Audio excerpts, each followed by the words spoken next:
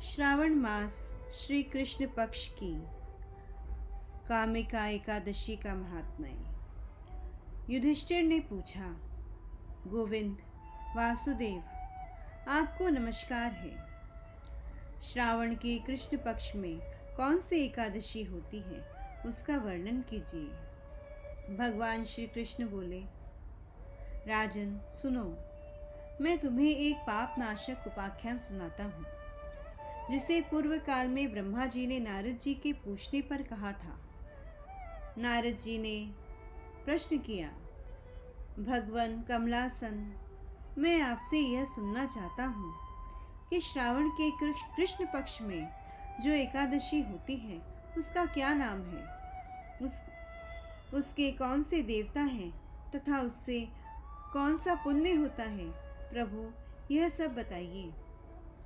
ब्रह्मा जी ने कहा, नारद सुनो, मैं संपूर्ण लोगों के हित की इच्छा से तुम्हारे प्रश्न का उत्तर दे रहा हूँ।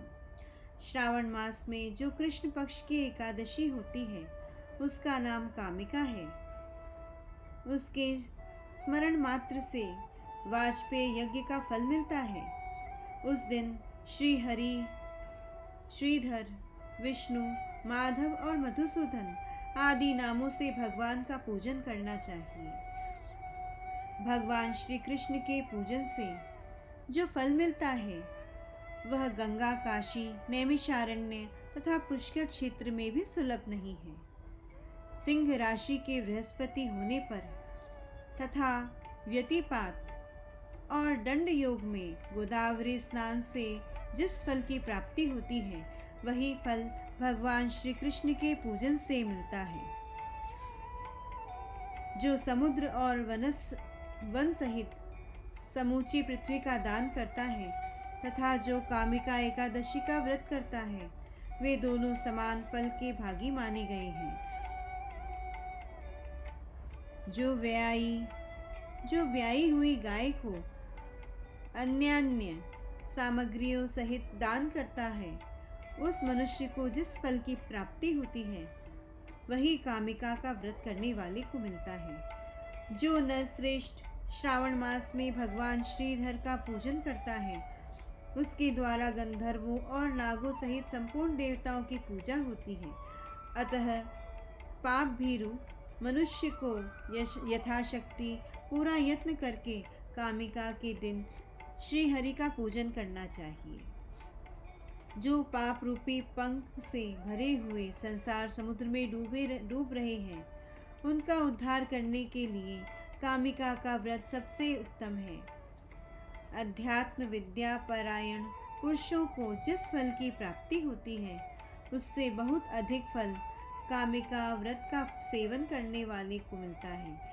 कामिका का व्रत करने वाला मनुष्य रात्रि में जागरण करके न तो कभी भयंकर यमराज का दर्शन करता है और न कभी दुर्गति में ही पड़ता है। लाल मणि, मोती, वैदूर्य और मूंगे आदि से पूजित होकर भी भगवान विष्णु वैसे संतुष्ट नहीं होते, जैसे तुलसी दल से पूजित होने पर होते हैं। जिसने तुलसी की मंजरियों से श्री केशव का पूजन कर लिया है, उसकी जन्म भर का पाप निश्चय ही नष्ट हो जाता है। जो दर्शन करने पर सारे पाप समुदाय का नाश कर देती है, स्पर्श करने पर शरीर को पवित्रता प्रदान करती है, प्रणाम करने पर रोगों का निवारण करती है, जल से सींचने पर यमराज को भी भय पहुंचाती है, आरोपित करने पर भगवान श्री कृष्ण के समीप ले जाती है और भगवान के चरणों में चढ़ाने पर मोक्ष रूपी फल का प्रदान भी करती है। उस तुलसी देवी को नमस्कार है। जो मनुष्य एकादशी को दिन रात दीपदान करता है, उसके पुण्य की संख्या चित्रगुप्त भी नहीं जानते।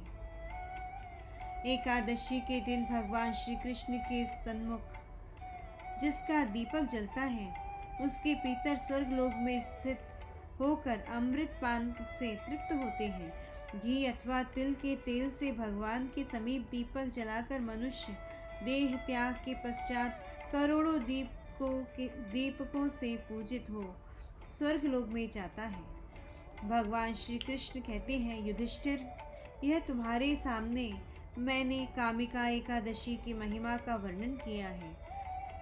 कामिका सब पातकों को हरने वाली है, अतः मानवों को इसका व्रत अवश्य करना चाहिए। यह स्वर्ग लोक तथा महान पुण्य फल प्रदान करने वाली है। जो मनुष्य श्रद्धा के साथ इसका महात्म्य श्रवण करता है, वह सब पापों से मुक्त हो श्री विष्णु के लोक में जाता है।